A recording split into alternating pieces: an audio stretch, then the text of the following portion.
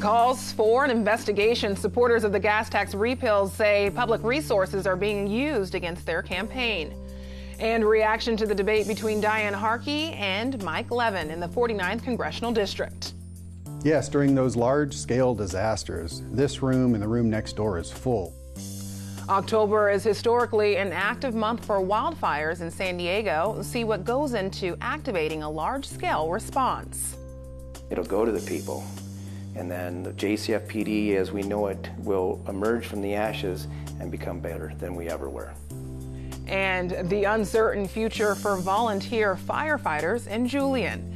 KPBS Evening Edition starts right now.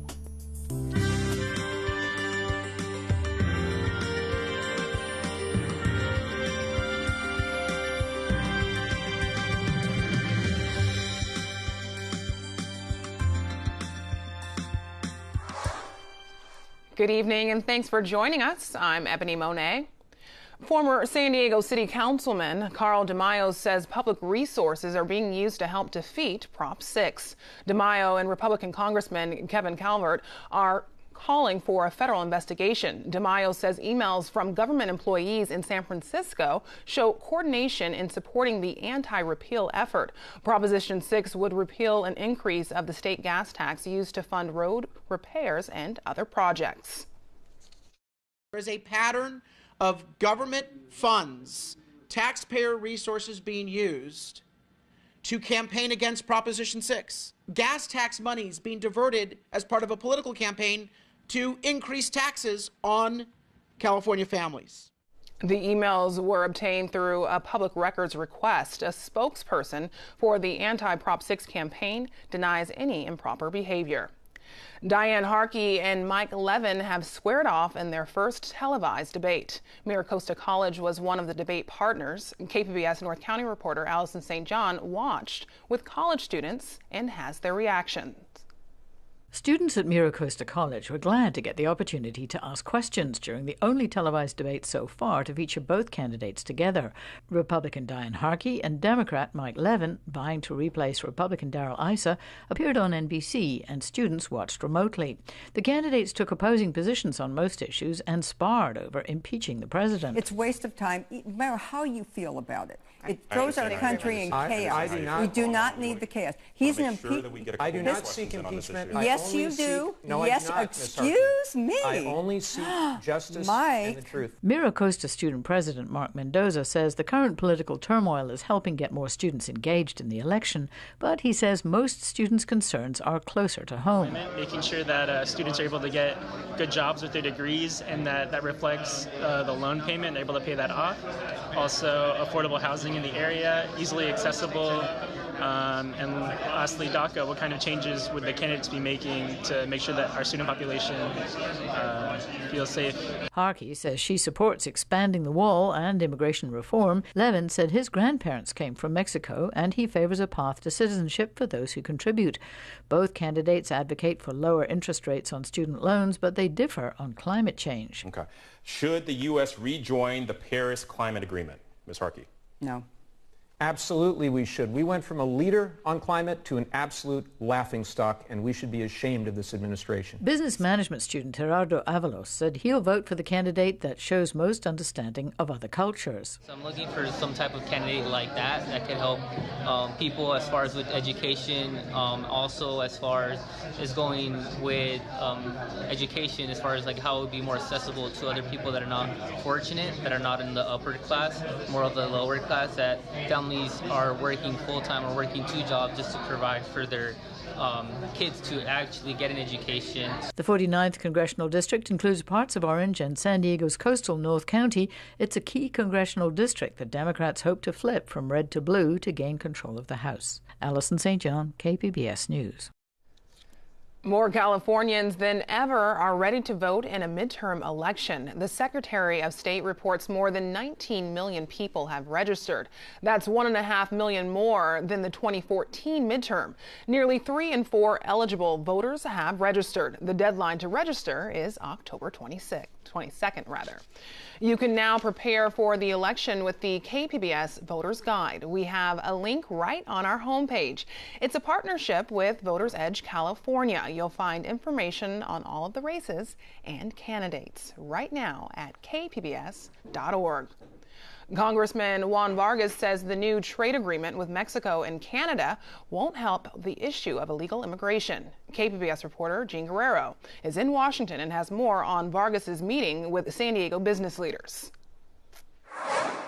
Congressman Juan Vargas says he's familiar with the plight of Mexico's farmers, as he's the son of a Mexican farm worker who came to the U.S. in the 40s. That's why he's skeptical about the deal to replace the North American Free Trade Agreement. The original NAFTA contributed to large waves of illegal immigration after Mexican farmers found it impossible to compete with heavily subsidized agriculture in the U.S. I look at it and I say, I still think you're going to have the big lure of people coming to work here. I don't think it does anything for the rural areas in Mexico that have brought so many people here. So again, I think in that sense it falls on its face. Vargas calls the USMCA agreement NAFTA 2. He says he's not sure he's going to vote for it, but he's open to hearing arguments on both sides. Meanwhile, the San Diego Regional Chamber of Commerce, along with 100 San Diego and Baja leaders, will continue to lobby this week for the deal with members of Congress. They say it has created tens of thousands of manufacturing and tech jobs in the region.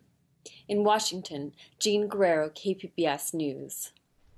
An emergency alert buzzed smartphones in San Diego and across the nation today. Maybe you heard it. It's the first test of the National Wireless Emergency System. FEMA says about 225 million devices should have received the alert. This would only be used during a nationwide emergency. Don't be complacent. That's the message from CAL FIRE San Diego as leaders remind us that 14 of the state's most destructive wildfires ignited between October and December, 11 in October alone. I spoke to the assistant director of the Office of Emergency Services to find out what we can all do to be better prepared. October is traditionally here in California considered a heightened time for wildfire risk. How is OES preparing? We've been preparing all year for wildfire, and actually wildfire season is all year long anymore. We've spent a lot of time working with our partners in law enforcement and fire, making sure that when we need to evacuate people that is done efficiently. We have been working with different ways to alert and warn people about evacuation or other disasters. And speaking of the Emergency Operations Center, which is where we are right now, it's very quiet, but I see there are a lot of working spaces for a lot of people to be working in the midst of a disaster in the county. What might this center look like? Yes, during those large-scale disasters, this room and the room next door is full. We get about 120 to 150 people in here. We have people that look at health and fire. We have law enforcement here, people who look at public works and construction. Red Cross has a seat, as well as 211. We also have what we call the Joint Information Center, where we try to formulate those press releases and notices just to make sure we are consistent with our messaging. What can we do to better prepare and to better help first responders? It's important for the people of San Diego to prepare for wildfires. Wildfires are a part of San Diego. It will be like that for a long time to come. If I were to put one request out for everybody, it would be to have a plan to evacuate. Evacuation in front of a wildfire is extremely important. Get out early. Don't necessarily wait for someone to tell you to get out. If you feel unsafe, that's the time to get out. Should we have a duffel bag? What's a good plan? Yeah, that evacuation plan should include like a kit to bring with you of important papers. You can bring some things that you think are important in your home, as well as food and water. The important thing is to get to a shelter or to get out of the way of the wildfire. The one thing people in San Diego need to know is that if there's a wildfire that is backed by Santa Ana winds, A small hose in the backyard is not going to do anything. People think of wildfires as only being a problem in areas that people call backcountry. Is that still the case? Is that accurate? Who should be on alert? Everybody in San Diego has a threat of wildfires. If you're near the coast, you still have canyons, you have riverbeds that are full of fuel that hasn't burned for 50, 60, 70 years. The further east you go, the higher the risk of wildfires. When you get to the inland and mountain areas of San Diego, you start entering the wildland-urban interface where people meet nature, and that's really the front lines of where wildfires can be most devastating. As the years go on and technology advances, are there technological developments that are making it easier to communicate to people during times of disasters? Yes, as a matter of fact. One of the newest tools we have is called wireless emergency alerts. If you have a modern cell phone, your cell phone's already opted into these alerts. What we can do here at the Office of Emergency Services is generate a 90-character message to warn people whether it's a wildfire or some other disaster. We can warn them to evacuate or perhaps shelter in place.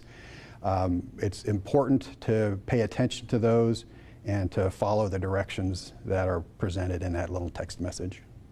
Mr. Ray, thank you so much for your time. My pleasure. And to register your cell phone for Alert San Diego, go to readysandiego.org/Alert San Diego for up-to-the-minute information during an emergency. The chance of rain will continue before the weather clears up tomorrow. Julia Wyden has details in tonight's forecast. Good evening. We continue to keep an eye on the threat for some showers, possibly even a thunderstorm, as we continue on through the rest of our Wednesday and head into the overnight hours. Majority of the wet weather is well off to the north and west. You can see up through Fresno, even towards San Francisco, getting some spot showers. But down here in San Diego County, we haven't really seen too much quite just yet. As we take a closer look at our satellite and radar imagery, you can make out the occasional little passing shower. Nothing too terribly intense here, but still something to just be aware of as we continue on through the overnight. For tomorrow, we'll likely have a good deal of cloud cover in place, but a lowering chance for rain. Again, can't rule out some showers around tonight. San Diego County, again, expecting temperatures to drop down into the 60s for the most part. Oceanside, 61, Chula Vista, 65, Borrego Springs, dropping down to the mid-60s as well. Low temp tonight in San Diego, 65 degrees with a couple spot showers.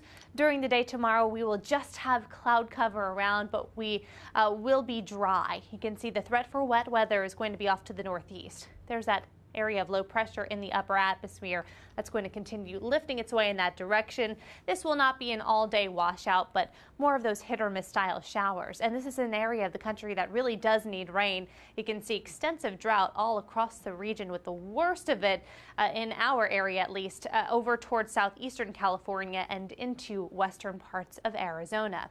For the day tomorrow, clouds around. I think we'll get some sunshine through the afternoon. High temp in San Diego, 73 degrees. And your weekend forecast looking to be dry across Southern California. That threat for wet weather presses its way eastward. Could even see some snow up in the higher elevations well off to the north. Coastal areas, highs are going to be in the low 70s. As we take you inland here, temps will be in the mid and upper 70s for the next several days. Over towards the mountains, low 60s for Thursday, mid-60s Friday, and your forecast in the deserts. Temperatures in the upper 80s Thursday, climbing to 90 for Friday, back to the 80s beyond then. Back to you, Ebony. It's been an intense year for wildfires here in California, and fire departments are assessing the most efficient ways to protect communities. KPBS reporter Priya Sridhar takes us to Julian, where there's a battle over a volunteer fire department. 15 years ago, flames ripped through the Cuyamaca Mountains in the Cleveland National Forest. More than 2,000 homes destroyed and 270,000 acres burned in the Cedar Fire. Mike Van Bibber, battalion chief for the Julian Cuyamaca Fire Prevention District's volunteer fire department, remembers it well. He says the efforts of more than 24 volunteers from Julian prevented the devastation from being even worse. This has been the fabric, the backbone of our community for many years. And we in the backcountry realize that the next closest help is quite a ways away. But the era of using volunteer firefighters as the front line in Julian may be coming to an end. In February, the board of the Fire Prevention District voted 3-2 to dissolve the volunteer department. Ida Tucker is one of those board members. I looked at the budget and saw that there's no way we were going to be able to make it in the next couple of years. I mean, we probably would be broke by then without any extra help. So thinking about the community and what they deserve, I decided to go ahead and vote to dissolve the district. Because of staffing and response problems, Julian's Fire Prevention Board asked the San Diego County Fire Authority for help in 2015. It entered into a 2-year contract, and the county gave the area extra resources and $105,000 in subsidies and services. But when the contract expired in October of last year, the board voted to stay independent. So much of the extra county funding disappeared. Tucker says it quickly became clear that Julian wouldn't be able to fund a 24/7 response team on its own. The county has helped us all these years. We've received money from them every year to run our station, but this station and Cuyamaca station. They've helped us with other things too, as far as communications and things like that. They've always helped us with that. Julian residents have been paying $50 a year to support the volunteer department. And next month, they'll vote whether to raise that fee to $200 a year. But that fee increase will only take effect if supporters of the volunteers are successful in a petition drive to save the department. Van Bibber and the other volunteers are already collecting signatures to stop the dissolution. But I have a good feeling that it's going to pass overwhelmingly. It'll go to the people. And then the JCFPD, as we know it, will emerge from the ashes and become better than we ever were. They have until mid-October to get 25% of the residents in the district to sign the petition and put the matter to a vote. In the meantime, the County Fire Authority is using CAL FIRE employees to provide emergency services in Julian. The Fire Authority says the community will not see any new taxes as a result of the reorganization. Instead, the property taxes that had been going to the volunteer district will now go to the county. Funding isn't the only concern. CAL FIRE Captain John Hagee says he's willing to work with the volunteers, but many of them didn't have the right certifications to be responding to emergencies.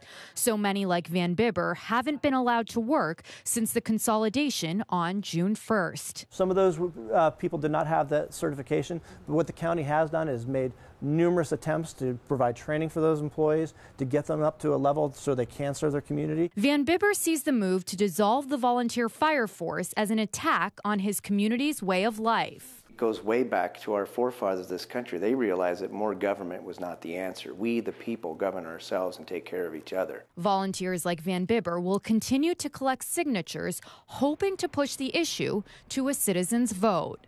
Priya Sridhar, KPBS News. When there's a fire on the waterport of San Diego, Harbor Police are the ones responsible for putting it out. KPBS reporter Matt Hoffman says every one of the department's officers doubles as a firefighter.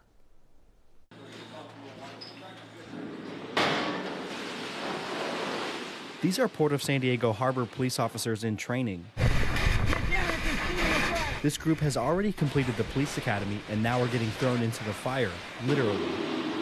Believe me, when I see those firefighters drive by now, it's a whole new respect for those guys. Mitchell Collier was a police officer in Hawaii before transferring here. First and foremost, I was like, wow, that's a fire, I'm running into it. You know, you tell yourself it's really hot, I'm going to be able to handle it and everything like that. And then when you get in there, you feel the real heat, and it's a big difference. All Harbor police officers are required to complete fire training. 95% or more what we do on the water is actually law enforcement based. However, our primary mission on the water is actually marine firefighting. Trainees practice on this barge, which simulates different scenarios, like an engine fire. Get that door open! Harbor police say they get 1 or 2 calls a month for fires, but unlike a house fire, they can't dump tons of water on a boat. We have to balance mitigating the problem, making sure that it doesn't grow to a bigger problem, i.e. other vessels, but also trying to keep it afloat. You know, if you put too much water onto a vessel, you can end up flooding the vessel, causing it to capsize and sink. And HPD doesn't have fire trucks, they have fire boats. We have an endless supply of water. The jet boats shoot out over 1,000 gallons of water a minute. All the water they pump is directly from underneath the boat. But most boat fires happen below deck. A little electrical fire or a radiator hose blowing off or getting a crack or a leak in it in a hot motor, creating a bunch of steam where people think it's a fire. Soon these trainees will be sworn harbor police officers, ready to change into fire gear in 3 minutes or less. Stop! Emergency, stop! We're taking off the vest, we're taking off the duty belt, and we're having to respond to some pretty dangerous conditions given the types of fire. I'm sure you guys saw the Norton Sound behind here. That was one of the largest fires that the port's seen. Matt Hoffman, KPBS News. I'm Judy Woodruff. Tonight on the NewsHour, Brett Kavanaugh's confirmation in further jeopardy after President Trump attacks Christine Blasey Ford. Coming up at 7 after Evening Edition on KPBS. A board member for the San Diego-based life science company Illumina has won the Nobel Prize for Chemistry. Frances Arnold is also a professor at Caltech in Pasadena. She was recognized for her work on directed evolution. She developed the bioengineering technique, which has led to breakthroughs in medical research. Arnold is just the 5th woman to be awarded the Nobel Prize in this category. And as long as we encourage everyone, doesn't matter the color, gender, everyone who wants to do science, we encourage them to do it. We're going to see Nobel Prizes coming from all these different groups. Women will be very successful. In addition to making history, Arnold will split $1 million in prize money with other winners in the category.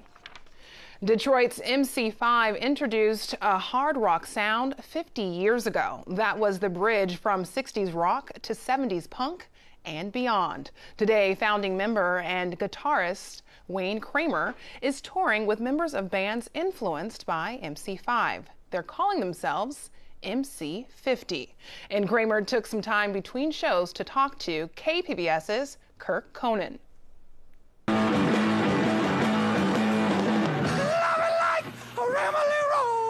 I'm Wayne Kramer. I'm the co-founder of the Detroit rock group, the MC5, and I also run a nonprofit, Jail Guitar Doors, that works at America's prisons. I'm a film and TV composer. I sing and dance, and I'm a papa.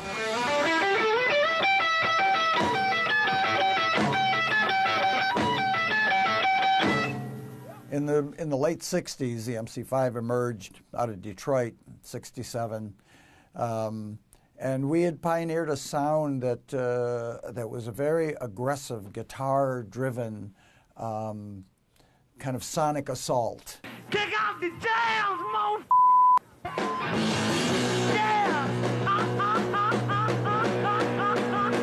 We took a very militant stance, both politically and culturally, and in the music we developed an idea. We called it high energy, that the harder we played and the faster we played, the more physical meat power that we put into the performance, the more the crowd responded, and it started to unlock some doors for us. And we kind of championed this guitar-driven tried to deal with the world around us and talk about how we felt about our community, our country, our planet, directly, address these issues directly. They were our concerns as well as our audience's concerns. When it happened, something snapped inside, made me want to hide all on my own. So to be myself and to be around all these years, and then finally to find myself in a position where I've got guys in the band like Kim Thayil from Soundgarden or Billy Gould from Faith No More, the great Brendan Canty on drums from Fugazi, and our secret weapon, Marcus Durant, on lead vocals. It's a thrill every night to go out and perform with these, because I know the MC5 influenced each of these guys in their own lives, on their own journey, apart from their friendship with me. So the fact that we can come together and we can carry the message of the MC5, that, you know, possibilities are unlimited. If you step up, you got to do the work, and we can change the world. Wayne Kramer and the MC50 are playing in San Diego tonight at the House of Blues. He also has a new book about the formation of the influential band called The Hard Stuff: Dope, Crime, the MC5, and My Life of Impossibilities. Now here's a look at what we're working on for tomorrow in the KPBS newsroom. Voters are being asked to decide whether to impose term limits on the San Diego Unified School Board. On Morning Edition, what Measure H means for local schools. And on Midday Edition, we look at the flood of TV ads for and against the initiatives for the Mission Valley Stadium. You can find tonight's stories on our website, kpbs.org/evening edition. Thanks for joining us. Have a great night.